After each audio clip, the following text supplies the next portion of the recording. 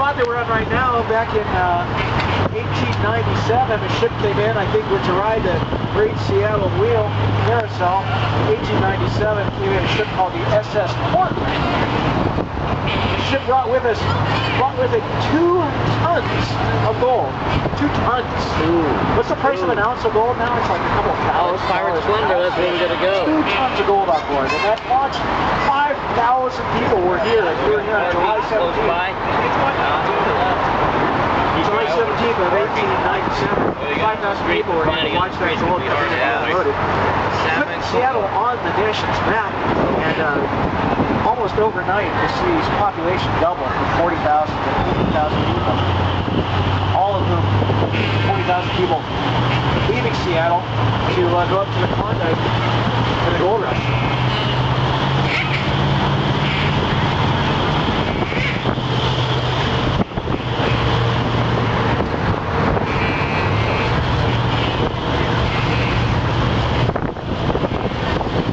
Of those 40,000 that went up there, very few, I think about 50 came back with fortunes. Even of them, much smaller. Ooh, I like that. What? Oh, the totem? Still have fortunes, and still have fortunes. I'm watching you drop down. Oh, that's a good place, Ivers. I'll be telling you about one of those. I'm lucky I caught that. Yeah. A little bit later. This coming up here is Seattle's Coleman Dock. There's a fire station right here next to the dock. The dock burned down twice. They finally figured out, well, maybe we should put a fire station next to it. And so they did. They put that fire station there, and it hasn't burned down since, so it must be working. But the ferry, that terminal there, has been in operation again for over 100 years. Before the ferry system, and we have ferries that operate, they take about 450 million passengers a year on ferries in various destinations, about 20 different destinations in Washington State and British Columbia. But before that, there was a mosquito fleet back in the, like I said, it was the only way in and out of Seattle was by boat. And so there was a mosquito fleet of ships that operated out of this terminal right here. And they would take people to ports like Tacoma and Olympia, south of Seattle. The trip to Olympia took 2 to 3 days. Now you can drive it now in less than an hour. But in those days, the only way to get there was by this mosquito fleets. Now we have these, you see these ferry boats. They run, this is the one that's in here now, is going to go over to Bainbridge Island. Are there any Grey's Anatomy fans? Any of you guys have Grey's Anatomy? Right? So if you watch the show, you've probably seen Dr. McDreamy. He rides that ferry every day, lives over at Bainbridge Island. I'm told, this is what I'm told. I have my wife's cousin was visiting from Sweden, and she said, oh, Cousin Steve, please take me down to the ferry so we can go see Dr. McDreamy. So we did. We took her. It was beautiful. It's a nice way to go. You can actually see the Seattle from the water.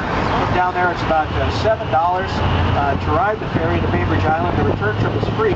It's if you park your car, you can go out as a passenger. They have a restaurant on board. It's very nice. You can get a nice cup of clam chowder or sandwich. There's some restaurants in here you can pick up a Subway or whatever and take it on board and have a nice lunch on the water or a dinner cruise. It's a beautiful way to see the city. And Bainbridge Island is also a lot of fun. You can explore over there.